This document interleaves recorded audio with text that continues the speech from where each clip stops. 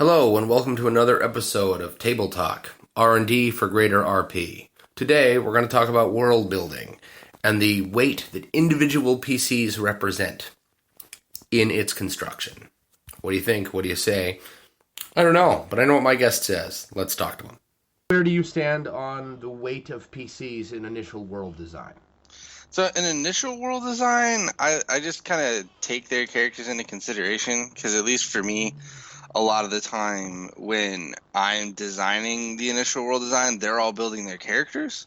Mm-hmm. So there isn't a whole lot of time to take their finished characters into consideration with the actual world design. So I just kind of run with their concepts, make sure that there isn't anything that's going to completely detriment them. So, like, if we have a whole bunch of melee fighters, like, they're not going to verse all magic and ranged opponents kind of stuff. Right, because it would seem like all of their choices were stupid and they'll be unhappy. Right. Yeah. And, like, if the ranger picks favorite enemies, I try to make sure that the favorite enemies are included or at least guide their choices into, these are the enemies you're probably going to be facing, so go ahead and pick one of those types of things. Right, you pick what you want, but this list of 4 right here might not serve you well. Right. Yeah. So, how do you feel about, like, I had an argument with a friend of mine the other day. He got mad at me because I suggested that the encounters should be designed around your players. And he got very, very upset. And he said, I've designed my own world for 20 years. How come I'm not going to throw that all away for my players? Because my players changed. The world I've been working on for a long time. And I went, no, I didn't say world. I said encounter. Yeah. Each individual event. Without your players, you have no job as a GM. Mm-hmm. And without a GM, your players have nothing to do. They'll go play video games or something. Yeah. So for me, the encounter, which is different than the world at large, really should be built around your players and their various skill sets. Maybe not completely. I mean, a living world, someday I'll die, right? And the Earth will still be here without me, just like it was before I was in it. But I don't know. How do you balance that with players who make weird characters? So with my encounter design, a lot of that happens like a couple hours before the session. Mm-hmm. But I've always taken the consideration of fun over everything else, over my world design, over encounter design, over everything. So as the main goal of playing D&D is to have fun. Otherwise, you wouldn't play. Nobody's playing to try and recreate scenarios or to try and live with like you would actually live in medieval times. Like, at least in my experience, no one takes the game that seriously. So whenever new characters come into a game, I try and include stuff to make their characters feel important within the encounter, and I alter and change encounters as well as my world to reflect my characters so that all of the players can have fun. Because if nobody's having fun, nobody's going to come to the game. And you got to keep that game moving. So to me, everything's fluid. Now, by that, do you mean when you say that the world itself will change to reflect your players? Do you mean that they get say of like this guy the players save this kingdom and that kingdom prospers and the greater world changes? Something that kind of big, or do you just mean that because there's a cleric, you make sure to put in undead so we can turn them? Both kind of ways. I don't generally go that large scale with my planning. So like most of my campaigns don't end up saving kingdoms, or if they do, that's generally the end of the campaign. Things don't progress after that.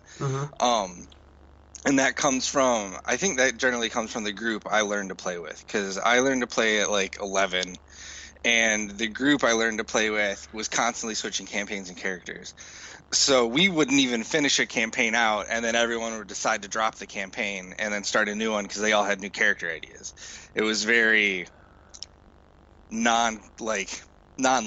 Non-committal, yeah. Yeah. Does that bother you? It did for a long time. That bothered me for a long time, especially when I ended up GMing a lot for my friends. Because it's like you put all this work into a game and then they just don't want to play it anymore because they have new character ideas and they want to swap stuff out. So I ended up coming up with different ways that players could just swap their characters out. Because like a lot of GMs won't let you just like kill off your character or won't let you just have your character walk away. Where for me, it's like as long as it makes story sense, if your character's done with this quest, then he can walk away. Because there was and like what drew me to that is there was one game I was playing where my friend was GMing. I was running a barbarian druid, which was one of the most fun characters I ever had. But he was a super serious half orc, and the group he was with was wild and crazy and like didn't mesh with him at all. So I sat down with the GM and I was like, look, if this was like an actual scenario, my character would feel like he could handle this entire campaign better alone. Like he grew up alone, he's been raised alone, he lives alone. Like him being with this group is actively frustrating every day for him. That's great. That means you really get into the character. That's cool. Yeah. But like, so I try and leave those types of doors open so that because I know as a player I've sat down and had like a moment where I'm like, oh my god, this character would be so much fun, and now I don't want to play the character that I've been playing for like 6 weeks. Because, like, this other character sounds like so much fun. And that might be because I'm ADD. I don't know. I have ADHD, too. I get it. I have a player at my table right now who is playing a character that he's really getting into, right? He's loving it. I'm loving it.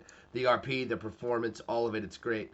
But he's got a bunch of ideas. But it's a new game. He's only ever played this game this one time.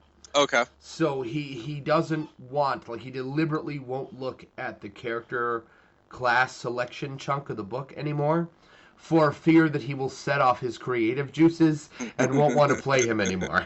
Yeah. And I printed out a bunch of custom races and shoved them in the book. Oh, nice. So now he's like, oh my god, don't torture me. That's funny. Yeah, I this is really interesting for me. It's totally off topic, but the idea of jumping just... I want to play that guy now. Now I want to be Ed the Sorcerer. Now I want to be Kruk the Barbarian. And just jumping campaigns like that. Yeah. Sounds like a lot of fun. And I bet you could weave it into like a dimension hopping thing where you didn't necessarily have to give up the other character. Yeah. 100%. Just when you pop into a different universe or whatever, now you're that other guy. Yeah. What's interesting is there for a while, me and my friends were playing sci-fi. Mm-hmm. And I came across a game that we played for a little while. We didn't play it for too long, and we didn't end up getting into that. But that was kind of where I was going to take the game, because the initial world that the game comes with, it's called Faith.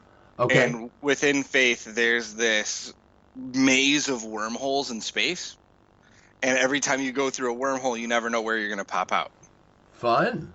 And you never know what's going to happen. So it leaves it very much to be like session-long adventures. You know what I mean? So at the end of the session, you're back in space at that. Right, the whole thing is one shot after another. Yeah. And, like, just being able to do that and just being like, yeah, you're on this ship with all these different people, and that way the story can continue, but you can always switch characters. That's really cool. Yeah. So when you have when you design your world, it sounds like you don't go really, really, really big. No. My initial world design is very simple. So I tend to be a story GM, and I tend to fly by the seat of my pants a lot. Okay. So I like to concentrate on story. I like to concentrate on the overarching mission. So I'll come up with like an inciting incident, like the game I've been running right now for about almost 2.5 years. Wow. It's the longest running game I ran. Now we only play once a month, so it's only 12 sessions a year. But this game started with a wizard on the back of a void dragon attacking a town, and he was far too powerful for them to fight. So a secret society ended up pulling them into an underground network of tunnels and sent them through a portal back in time to stop him when he was weaker. Oh, fun. Yeah, so I've been kind of spinning off that this whole time and concentrating on that overarching story of just getting them to where he is now and letting their questions about the world build it. So I don't have an overarching map. I don't have towns or cities nearby. I kind of let inspiration fly. Oh, that's And sneaky. I love it. That's yes. really cool. So right now they're in the mountains headed north because his main army and encampments north of the mountains, and they needed to hit to a point where they could buy stuff, where they could sell stuff, because they'd been adventuring for so long, and they're in the middle of these mountains. So at one night when they were camping, ended up having them just spot like the doorway to a dwarven under mountain city, Just so they can sell their stuff. You made it up Yeah. on the spot. just so they can sell their stuff, so they can make contact with the organization that's opposing the Dark King. Just different things like that. And then as they ask questions like, well, how are things set up? And then and I think it was like the D&D 3.5 Game Master's Guide. A sentence stuck out to me that I'll never forget, and that's steal inspiration without regard. So like the dwarven city they came across, I basically described it like the dwarven city from The Hobbit. And it's just and like, that's what lots of people know, and a lot of people Yeah. almost expect that when it comes to dwarves. So yeah, I totally get it. I try and be a little bit less obvious about the ripping, but like, I used to be, but like as I've played and as I've gotten older and as I've learned things, like those things don't detract from the game. oh, Because definitely like not. you explain it like this, they immediately have a vision of how everything looks, and then you can move on with role play. Right, you let their brain do all the work, and Yeah. then you move on. Right. Yeah. So I guess one of the questions I could ask you is if once your players have established this world, right, one question at a time, Mhm. how is that going? How do you translate that? I'm asking the wrong question. If you over time, this campaign you said was 2 years long, Mhm. but your previous campaigns in other places, like with shorter runs and different characters, Mhm. do you ever have those heroes like become NPCs or whatever? Like that your new players' characters like hear about? I generally don't. In this particular campaign, or was it? No, it was the one before this that we were playing. Mm-hmm. I every now and then I'll like to, when characters die, I'll just take their character sheet and hold on to it. And there's been a handful of times where I've taken those characters Mhm. and have them risen as undead and use Oh. the characters against the new party. Fun. I'll do stuff like that, but I don't generally create an overarching like sense of there's other heroes doing other things. Because I like to try and make the players feel like they are the strongest in that world. Oh, that isn't necessarily what I meant. I Okay. didn't mean that there would be other heroes running around competing for the glory, so much as there are heroes that are no longer around that we the NPCs remember and love, that the players will recognize as their characters. I get what you're saying. Closer to, like, Hercules isn't running around saving the world and bending streams anymore. But Yeah. we still have, in Greece, there are statues of him and stories about him. Hercules isn't competing with anybody for glory, but to the right person, he's still a really great, fairy tale. No, I haven't done anything like that. I've only done that a couple of times, and usually it goes over well. But I always found the rub to be, if you're going to have various players at the table who have played with you before and have had long-standing characters, they all need to become a mythic figure, or at least the player who got left out is going to shoot you some really dirty looks. Yeah. Yeah, 100%. Like, he's going to get real mad at you. Yeah. But this has been fun. So we are closing in on 15 minutes. As this is a very different conversation than what I thought we were going to have. Because you build all your stuff basically right there on the spot. Yeah. And I very much don't. I build a lot of stuff on the fly, but the overarching plot and map, not so much. So this is a really cool conversation for me because it's like an alien territory. Yeah. I guess if you could summarize how you feel about the players and the weight of their characters when you design an encounter in a sentence or two, that would be great. So when I'm designing an encounter, what I generally take into consideration is I normally play Pathfinder, and I find that their CR system is generally spot on or in the player's favor. Mm-hmm. So I generally just grab the CR system, find a handful of enemies that work for the current situation they're in, Mm-hmm. and then roll with it. Um, I have to be a little careful with the current game I have because they don't have a cleric or any sort of true healer. So that's fun. Define true healer. Does that mean like they have healing potions but no cleric? Yeah, so they don't have a cleric. I have them find more healing potions than they would normally. Because they have no cleric, right? Yeah, because they need some way to heal. And then like they have a bard who can heal, and like they have a couple characters that are off heals technically, but there's no true dedicated healer. So none of them are really in that healing mindset. So like after combat, they're generally all back full up, but during combat, like nobody's getting healed. So it's like fighting a video game boss when you're out of gas and you regenerate after combat. So Yeah. kill him now or die. Right. Yeah. So it's very risky. But Those are Yeah. my kind of characters. But yeah, as far as encounter design with characters, I generally just try to include things for like if we have a favorite enemy or stuff, I generally try and include that once every other encounter at least, if not more often. Okay. Depending on the area they're in. So like if their favorite enemy's undead and they're attacking a bandit encampment, obviously there's going to be no undead. Right. But- Throwing an arbitrary zombie in there like a pop-up ad seems a little silly, right? Yeah.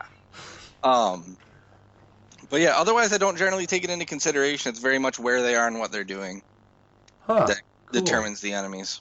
Nice. Do you ever create encounters that aren't filled with enemies? A trap, a puzzle, something like that, that cares more or less about the player's like race and class choice? That's something I've actually been working towards is planning traps. Because normally when I'm building a dungeon on the fly or something like that, I'll be like, all right, well, this hallway will have a couple traps and stuff like that. But the rogue in our party I have to make secret trap rolls for them when they're 10 feet away from a trap Mm-hmm. because they're always looking for traps is like the theme of it. So I've ended up finding that I'm throwing less traps in because I'm not planning for them. So I don't have traps set aside to grab from.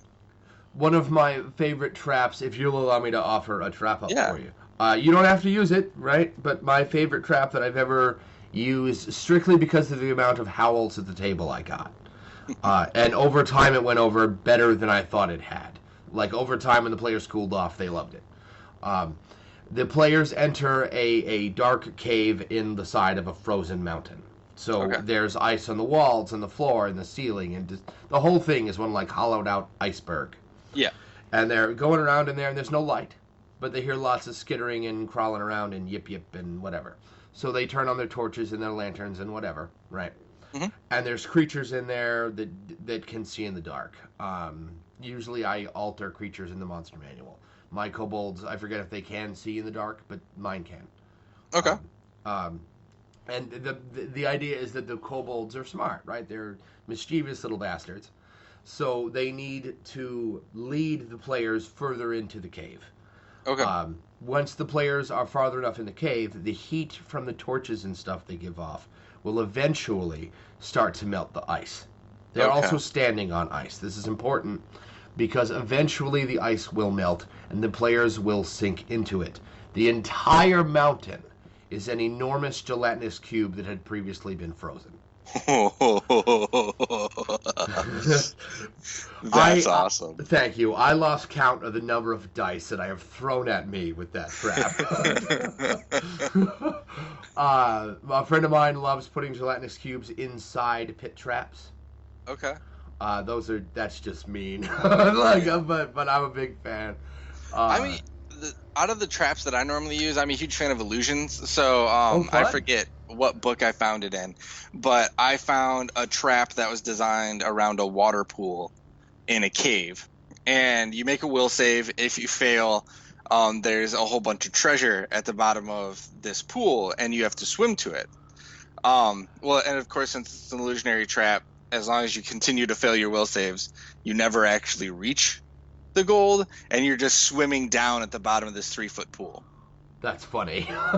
Yeah. So That's like, great. I love little traps like that like kind of force one or two players to like act completely incoherently. Right, act like an idiot for a couple of rounds. Right, that's fun. Oh, that's great. I cannot recommend it enough. The Grimtooth Traps books are fan-freaking-tastic. A lot of them are super lethal. So maybe you don't unleash those right away, right? Yeah. But if it helps, every trap in a Grimtooth book has 1 to 5 skulls next to its name.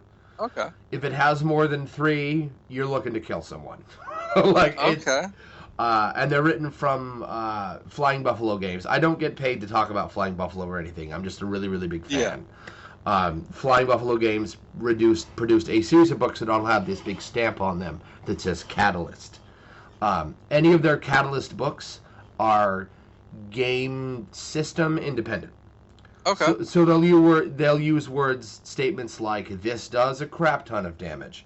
This will haze your characters a little bit. This will probably kill them. This will do an insane amount of damage. This will do a moderate amount of damage. But they won't actually give you numbers. Oh, that's kind of cool, so that you can kind of figure out. Right.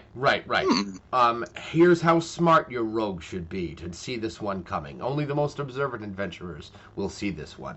This one's easy to see. It looks like a child hit it. Right? That kind of thing. Okay. That's really cool. Yeah, I'm a big fan. That's the goal of this show, actually, is to make Catalyst-esque advice and food for thought. And I'm a really big fan. And the Grimtooth traps are they're not all lethal, but pretty close. Okay. But they're also really creative. Yeah. And they cover everything. There's pew gun traps, right, and fantasy traps and cyberpunk traps and whatever. That's really cool. I'll have to check those out for sure. Yeah, I'll send you a link online where you can poke around and check them out. So I will. This was great. It was nice talking to you. Yeah, for sure. I will talk to you again in the future. Have a great day. Yeah, you as well. Bye. Bye. And there you have it. Player weight in campaign construction, or encounter construction, or however scaled up or down your world is. What do you think? What do you say? I don't know. It's your game. But I'd love to hear what you think. Later days.